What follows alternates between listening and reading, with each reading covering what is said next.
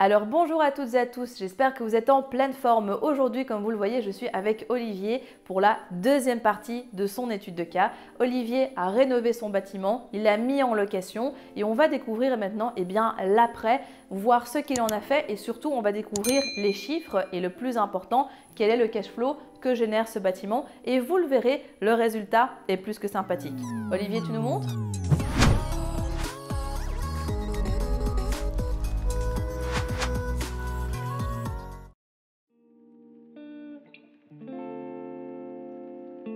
Je me sens bien parce qu'au début j'avais quand même pas mal d'appréhension, mais maintenant je vois que tout s'est bien passé globalement et donc voilà, satisfait.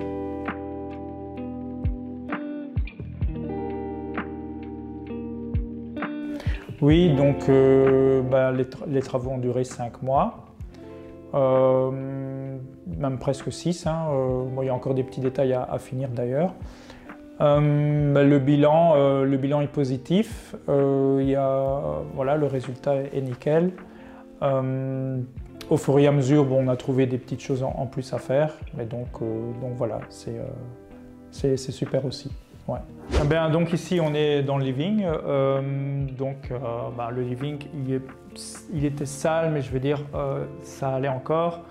Finalement on a changé le sol, on a mis du stratifié parce que il était en bon état, mais la couleur était quand même pas géniale. Donc en plus avec ces meubles-là, ça n'aurait pas été du tout. Donc là, voilà. Donc peinture, remettre le radiateur correctement et beaucoup dégager les trucs qu'il y avait. C'est bien parce que tu as bien meublé ça, tu as décoré un petit peu, tu as été vraiment dans un concept entre les deux, donc tu as voulu quand même personnaliser un petit peu, mettre des couleurs. Tu n'as pas voulu partir sur des meubles blancs et noirs, tu as voulu vraiment avoir quelque chose de différent et ça marche et on le verra parce que c'est vraiment customisé dans toutes les chambres. Et puis, tu n'as pas choisi du Ikea et ça c'est un point important parce que souvent, on se dit ok, on va que chez Ikea alors qu'en fait il y a tout un tas d'autres magasins. On a Merlin, on a Weba, on a les meubles Belot, enfin bref, on a toute une série de choses. Et d'ailleurs, fun fact, la salle à manger s'appelle Elodie. Si ça, c'était pas un signe, je ne sais pas ce que c'est. À vous, tu l'as acheté pour ça. Quand j'ai vu ça, je me suis dit, et là, ça a joué quand même. Bon, ici, dans le hall d'entrée, c'est pareil. Hein, donc, peinture. Les châssis, comme là aussi, hein, c'est les châssis d'origine, mais il y a juste beaucoup d'heures de nettoyage, et pas seulement du nettoyage, mais du décapage quasiment. Mais voilà, on a réussi à leur redonner une apparence correcte. Ils étaient récents en fait, mais vraiment très sales, je sais pas, je vais dire comme ça. La porte aussi a été changée? Oui, la porte on l'a changée et donc c'était une porte beaucoup plus grande et lourde qui était de toute façon foutue. Et donc là c'est bien parce qu'en fait grâce au montant, la vitre en plus, la porte elle est plus étroite, je vais y arriver. Elle est plus étroite et donc plus agréable à ouvrir, etc. Oui, tout à fait. Et puis c'est très chouette parce que du coup, vous avez fait un sablage en mettant le numéro de la maison directement sur la porte. Ça donne un petit cachet moderne. C'est très très chouette.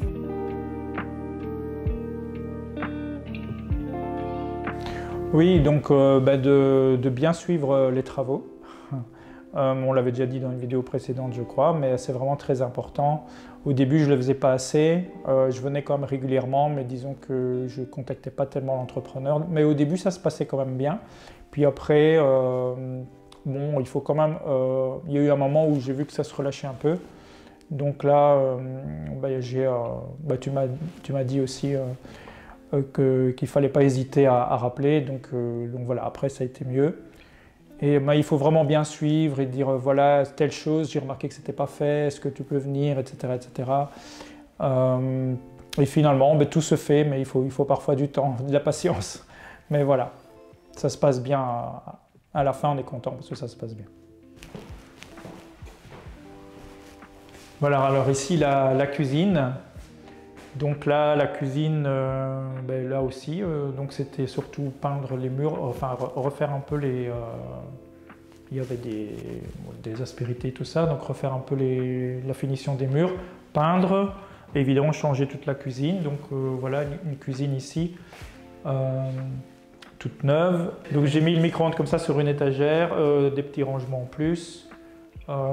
Et alors, s'il n'y avait pas assez ici, Il y a aussi des étagères dans la cave, à l'entrée de la cave, puisqu'il y a une cave. Donc pour l'alimentaire, le riz, tout ça, on peut le mettre par là. Donc ça dégage un peu les armoires ici. Donc il y a la vaisselle, un four 6 fonctions, je n'ai pas regardé encore. Voilà, donc il y a tout ce qu'il faut, grille-pain. Enfin, voilà. Tu as mis un point qui est très très chouette, c'est d'avoir un bar en fait ici. Ça permet de ne pas mettre, monopoliser de l'espace en plein milieu de la pièce en mettant une table, de permettre quand même d'avoir un chouette petit coin pour déjeuner le matin. Enfin, c'est très très chouette. Donc vous aussi, si à un moment vous avez envie d'optimiser l'espace, plutôt que de mettre un gros meuble ou d'avoir de l'espace perdu, mettez un petit comptoir surélevé, des chaises hautes et ça, on voit directement que ça amène de la valeur, du cachet.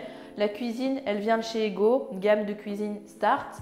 Très très intéressant au niveau rapport qualité-prix, des bons électroménagers qui tiennent dans la durée. C'est un type de cuisiniste qu'on recommande, notamment surtout avec cette base donc, de cuisine Start, parce que vous pouvez vraiment avoir du beau matériel pour un bon rapport qualité-prix. Bon, il y a même une belle lecture ici pour leur donner des idées pour plus tard. Yes, et ça c'est justement la cerise sur le gâteau de toute la cuisine, avec le tabouret, l'espace et tout ça. Voilà.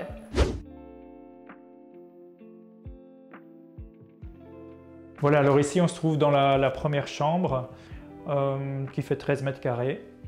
Donc celle-ci elle est louée à 350 euros. Donc voilà, même chose. Donc ici on a refait le sol, les murs ils étaient corrects. Il y avait le fameux trou là qui a été refait aussi. La porte que tu aimais bien. Retiré, enfin voilà. Oui, donc on voit ici que tout est bien aménagé. On a un beau lit de personnes, on a un grand bureau, on a un petit meuble de rangement, une table de nuit, une commode, bref, tout est parfait. Et donc c'est top parce que la personne qui va arriver ici prochainement, elle aura qu'à prendre ses valises et les déposer et voilà, juste à profiter. C'est ça, ouais.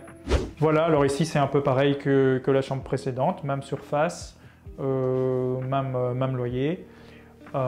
Voilà, donc c'est un peu pareil, donc tout est là pour accueillir le locataire dès qu'il arrive.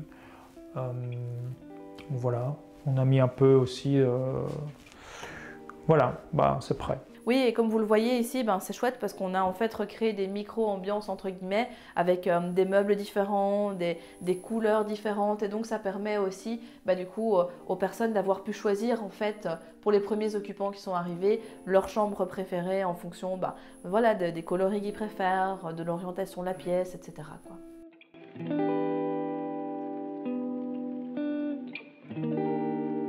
Oui, je recommande toujours Real Estate in Belgium.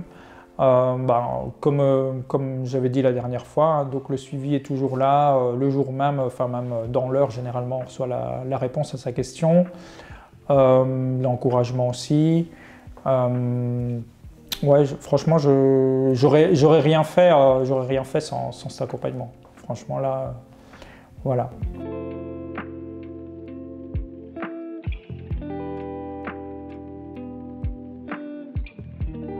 Non, j'aurais pas eu les mêmes résultats et ça se pourrait bien que je serais encore bloqué à l'étape chercher le bien parce que vraiment ça faisait déjà plusieurs années que je regardais, que je savais que c'était bien de faire de l'immobilier mais que je me lançais pas trop, j'allais dans les séminaires quand même.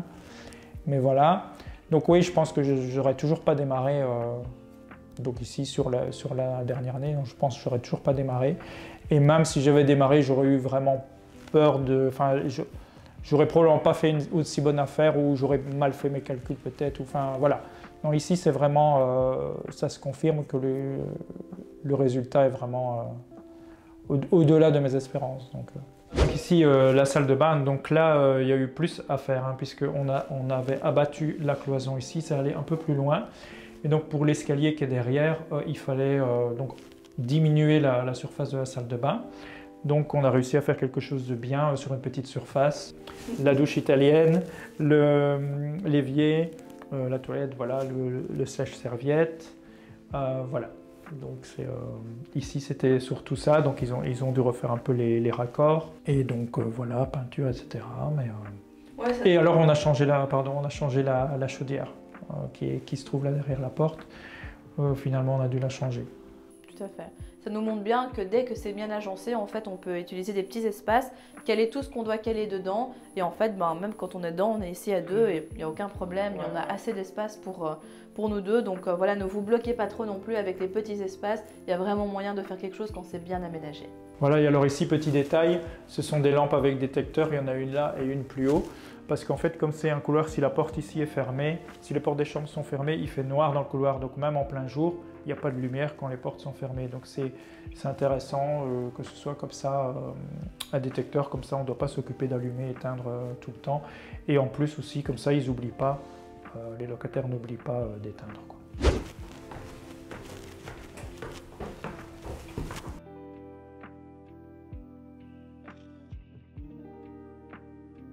Oui, alors les chiffres, donc j'ai acheté la maison à 80 000 €. Donc le financement obtenu 115 000, dont 35 000 pour les travaux. Alors j'ai ajouté 42 000 en fonds propres. Alors la mensualité de crédit est de 462. Donc j'ai eu un crédit chez Demetris du 90% avec un taux de 1,67. Alors je l'ai eu sur 25 ans finalement.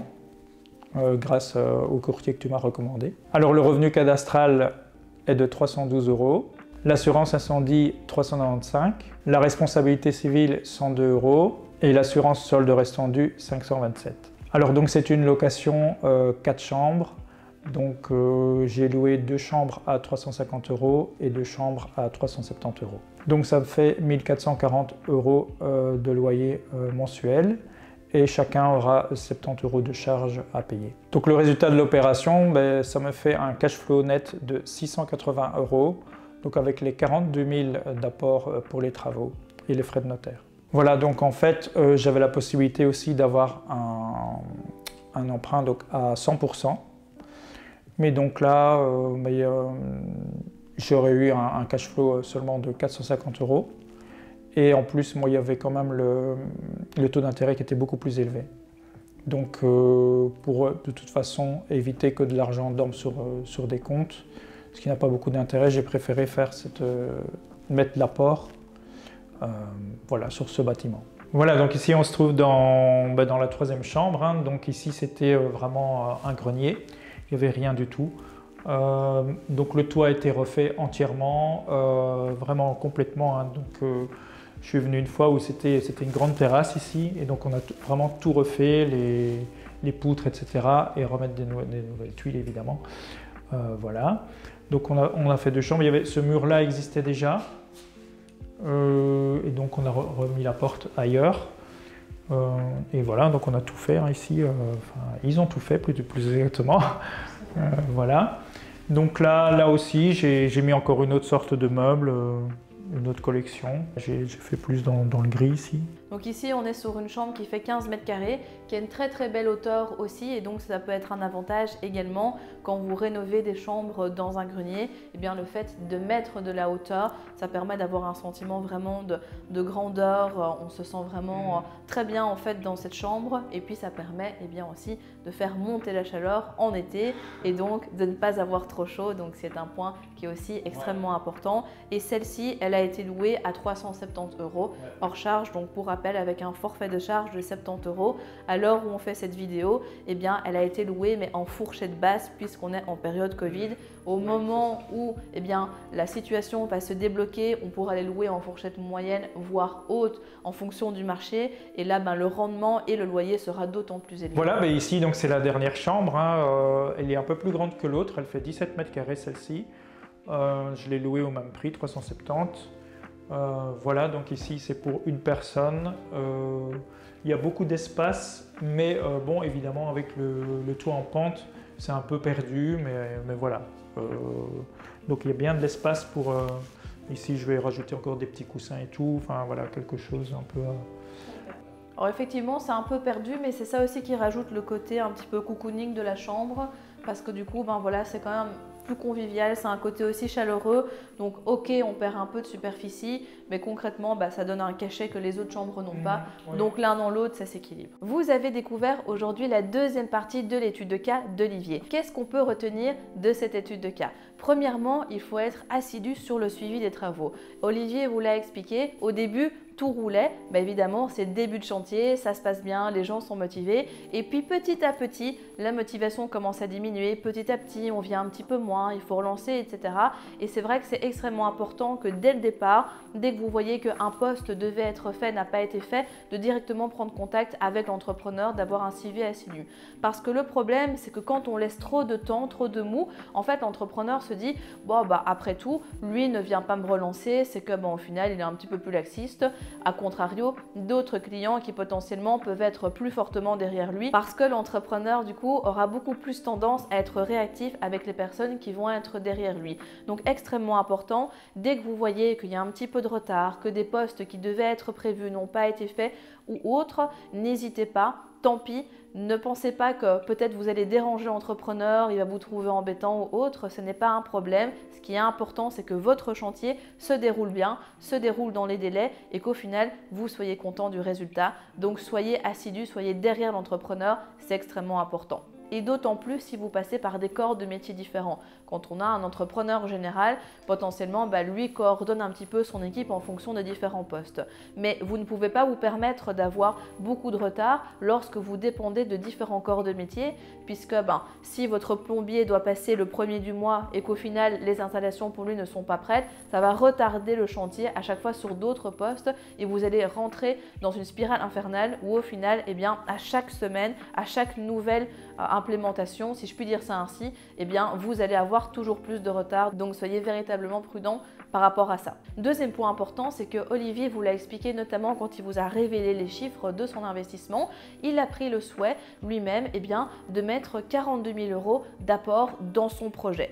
Tout simplement parce que l'idée en cette période de laisser de l'argent dormir sur son compte ne lui convenait pas. Et c'est vrai que ça a l'avantage de faire en sorte de gagner plus de 200 € de cash flow net directement dans son projet. C'est un choix que vous seul pouvez faire. On a vu également que s'il était passé par un crédit à 100% et donc qu'il n'avait mis que les frais de notaire, on aurait été sur un investissement tout de même rentable. Donc il n'y a pas de bonne ou mauvaise manière de faire, c'est vraiment libre à vous en fonction de ce que vous avez envie, en fonction de si vous avez du cash à allouer ou pas. Dans le cadre d'Olivier, il peut quand même continuer à réinvestir dans d'autres projets, donc ce n'est pas bloquant. Encore une fois, c'est une question de priorité et de situation. Dans tous les cas, avec son injection de cash ou même s'il avait eu un crédit à 100%, on est sur une opération qui est clairement très intéressante. Et vous, dites-nous dans les commentaires ce que vous avez pensé de l'étude de cas d'Olivier. Vous avez découvert la première partie sur la chaîne,